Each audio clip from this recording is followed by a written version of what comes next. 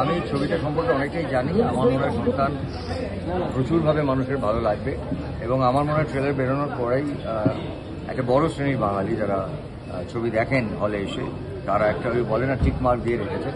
তো আমার এই ছবিটার কাছে ইন্টারেস্টিং যে রাজের আগে প্রচুর ছবি করেছেন, কমার্শিয়াল ছবি, তার সঙ্গে ভালো ভালো অ্যাকশন এবং প্রেম।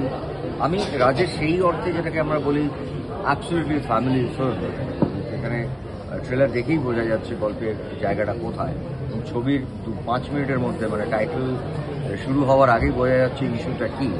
সো সেখানে আমার মনে হয় দিস উইল কানেক্ট এবং রাজের একটা অন্যরকম ছবি। আবার তার সঙ্গে ক্রিসমাস, মানুষজন এই সময়টা ছুটি কাটাবেন এবং সন্তানের মিঠুনদার সম্পর্কে আলাদা করে বলবো না, কারণ মিঠুনদা আমাদের কাছে একজন কী বলবো, ওই যাদের দেখে আমরা ইন্সপায়ার্ড হই তার মধ্যে একজন।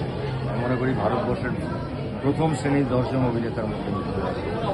মানুষটাকে আমরা দেখেছি ডিস্কো ডান্সার করতে, আমরা তার সঙ্গেই একসঙ্গেই বুদ্ধদেব দাশগুপ্ত ছবি।